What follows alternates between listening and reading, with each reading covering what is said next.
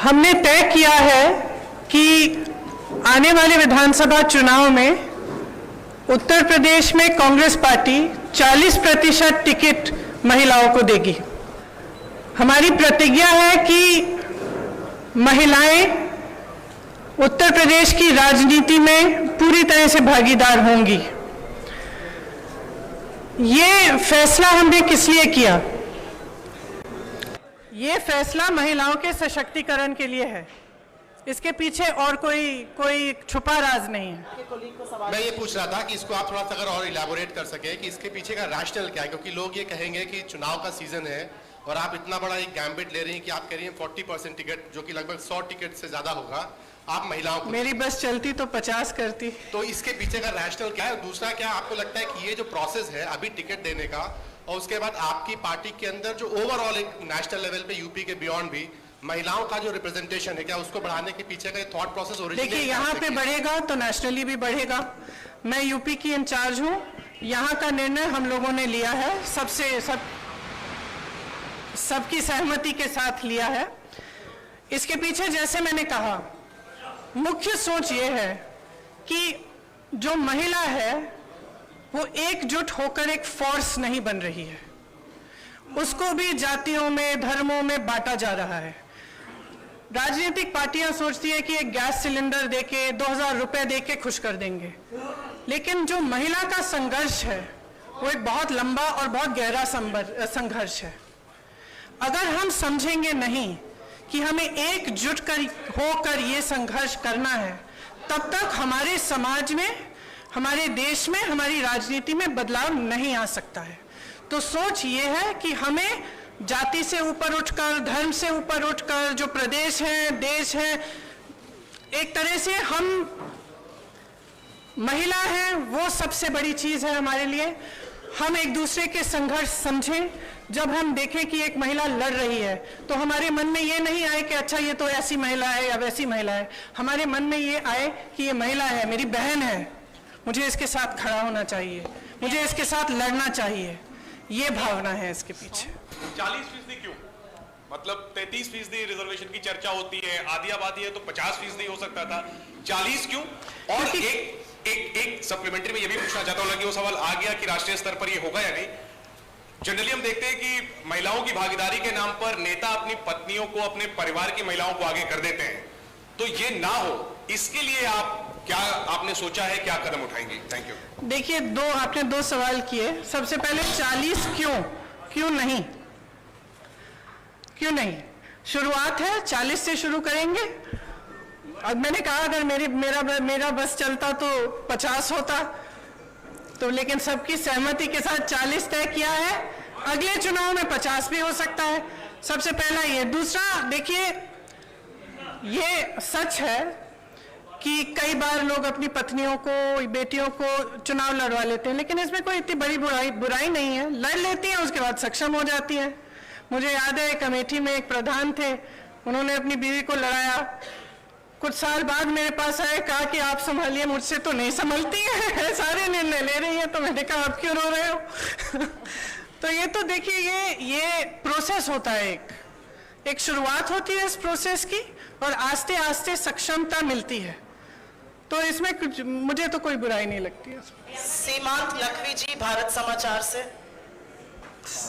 सब पुरुष पूछ रहे हैं? नहीं, महिलाओं के पास इसके बाद आऊंगी आप लोगों के पास इसके बाद।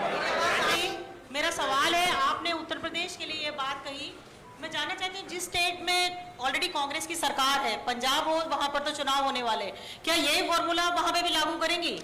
देखिए, मैं उत्तर प्रदेश की इंचार्ज हूँ यहाँ का। जैसे मैंने कहा, हमने निर्णय लिया है। अब ये मिसाल बनेगा, अगर दूसरे भी इसको फॉलो करना चाहते हैं तो बहुत अच्छा रहेगा। प्रियंका जी, जातिगत आधार पर टिकट मिलते हैं।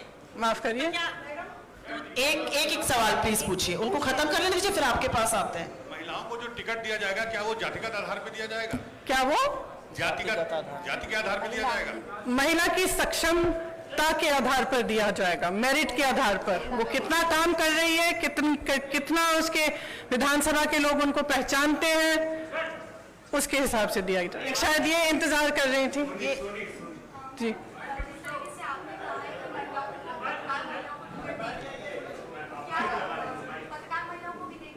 क्यों नहीं? क्यों नहीं? आपको लड़ना है तो लड़िए। अपने विरोधियों को कहना चाहूंगी कि थोड़ी अपनी क्रिएटिविटी बढ़ा लें, क्योंकि मैं जो भी करती हूँ वो या तो उसको टूरिज्म बोलते हैं या पब्लिसिटी स्टंट बोलते हैं। अब कुछ नया ढूंढें। अब 2 साल हो गए हैं, बस वही दोहराते जा रहे हैं। थोड़ी सी क्रिएटिव हो जाए, कोई और आलोचना ढूंढे मेरे लिए। हम लोग सवाल सिर्फ इसी मुद्दे पर लेंगे, ये एक ऐतिहासिक मुद्दा है। अगर आपका सवाल इस पर हो तो जरूर पूछिए।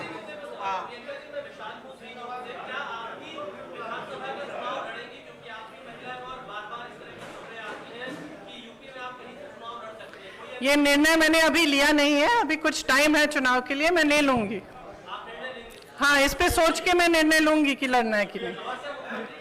आज ये ऐतिहासिक है। मुझे लगता है कि इस मुद्दे को समझिए।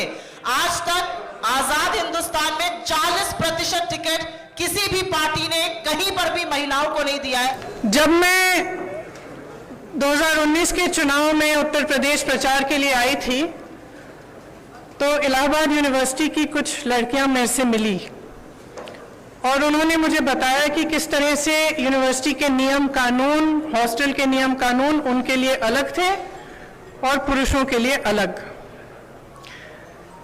ये निर्णय उनके लिए लिया है।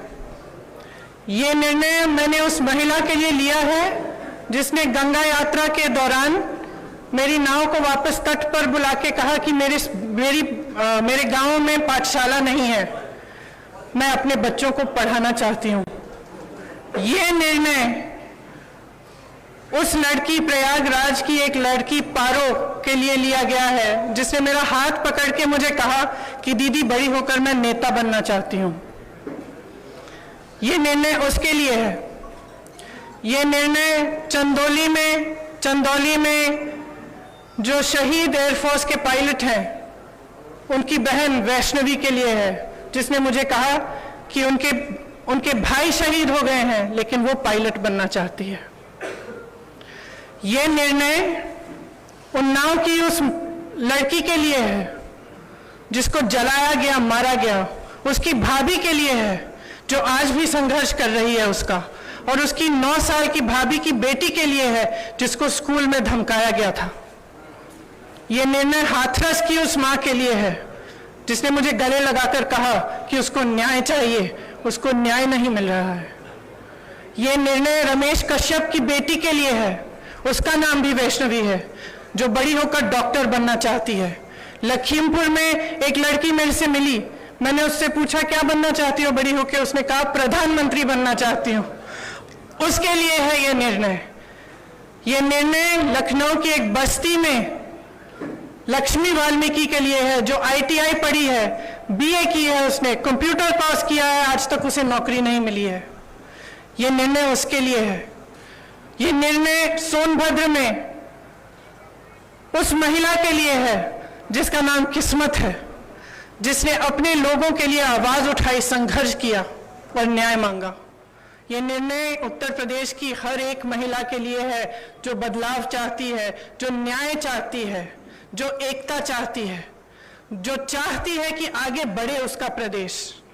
मैं आप सबसे कहना चाहती हूं, आप समाज सेविका हैं, आप अध्यापक हैं, आप एक नौजवान महिला हैं जो आप अपना भविष्य बनाना चाहती हैं, आप प्रेस में हैं। अगर आप बदलाव चाहती हैं तो इंतजार मत करिए, आपकी सुरक्षा कोई नहीं करने वाला। सब बातें करते हैं, सुरक्षा करने का जब समय आता है तो सुरक्षा उनकी होती है जो आपको कुचलते हैं। आज सत्ता का नाम यह है कि आप खुलेआम पूरे पब्लिक के सामने लोगों को कुचल सकते हैं। ये सत्ता बन गई है, ये गलत है। घृणा का बोलबाला है, नफरत का बोलबाला है, गलत है। इसको महिलाएं बदल सकती हैं। महिलाएं इसलिए बदल सकती हैं क्योंकि करुणा भाव, सेवा भाव और दृढ़ता, शक्ति सबसे ज्यादा महिलाओं में है। मैं आपसे कहना चाहती हूं, राजनीति में आओ, मुझसे कंधा से कंधा मिलाओ। मैं जानती हूं कि आपके संघर्ष क्या है। मेरी प्रेस की सहेलियां यहाँ हैं, मैं जानती हूं, मैं आपको देखती हूं सुबह से शाम तक आप कैसे दौड़ती हैं, किन परिस्थितियों में। जब सीतापुर में बीच रात में अंधेरा था, मुझे घेर लिया पुलिसकर्मी ने, महिला पुलिसकर्मी थी, मुझे घेरा, मुझसे लड़ी मैं भी भिड़ गई उनसे। उसके बाद मुझे उन्होंने जीप में बिठाया और अंधेरी रात में सिर्फ मैं, वो दोनों और 2 कांस्टेबल मुझे सीतापुर के पीएससी कंपाउंड में ले गए। एक का नाम मधु था, एक का नाम पूजा। ये निर्णय उनके लिए भी है, क्योंकि मैं समझी कि 4 बजे सुबह तक ड्यूटी पे थी। उनकी एक अफसर जिनकी पोस्टिंग सीतापुर में थी, लेकिन जिनकी बूढ़ी माँ अकेली नोएडा में रहती है। कितना संघर्ष करना होता है महिलाओं को। कौन करेगा ये संघर्ष आपके साथ अगर आप एकजुट नहीं होंगी? अगर देश को जातिवाद और धर्म की राजनीति में से निकालकर विकास की राजनीति की ओर ले जाना है, अगर देश को समता की राजनीति की ओर ले जाना है, भागीदारी की राजनीति की ओर ले जाना है, तो महिलाओं को आगे बढ़ना पड़ेगा। आपको खुद ये काम करना पड़ेगा। आगे बढ़िए। मैं आग्रह करती हूं आपसे, हमने आवेदन पत्र मांगे हुए हैं हर विधानसभा के लिए। ये अगले महीने की 15 तारीख तक खुला रहेगा।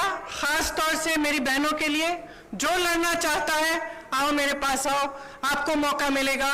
हम इस देश की राजनीति, इस प्रदेश की राजनीति बदलेंगे। कहीं जा नहीं रही हूँ, मैं यही हूँ। आप पूछ लीजिए इसके बाद। प्रियंका जी, सवाल ये है कि कांग्रेस में कैंडिडेट्स का सिलेक्शन और कैंडिडेट्स की एप्लीकेशन पिछले 2 महीने से लिए जा रहे हैं, लगभग 1.5-2 महीना हो गया, लेकिन फैसला आज आप ये करते हैं कि 40% टिकट आप महिलाओं को देंगी। तो क्या जो जितने भी कैंडिडेट्स ने अभी अप्लाई किया, क्या उनमें से कोई जेन्युइन नहीं थे तो 40% का फैसला करना पड़ा, या नतीजों को ध्यान में रखते हुए, क्योंकि कांग्रेस का गठबंधन भी अभी क्लियर नहीं है किसी के साथ होगा या नहीं होगा, या जो भी पहले के नतीजे रहे हैं, या उनको देखते हुए ये फैसला लेना पड़ा कि 40%? देखिए, ये लेना पड़ा नहीं है। ये फैसला मैंने आपको समझाया किस लिए लिया। मैंने इससे पहले काफी इलैबोरेट किया कि क्यों लिया गया है ये फैसला। ये फैसला महिलाओं के सशक्तिकरण के लिए है। इसके पीछे और कोई छुपा राज नहीं है। खबरों में बने रहने के लिए फोरम 4 को सब्सक्राइब करें और नोटिफिकेशन पाने के लिए बेल आइकन दबाएं।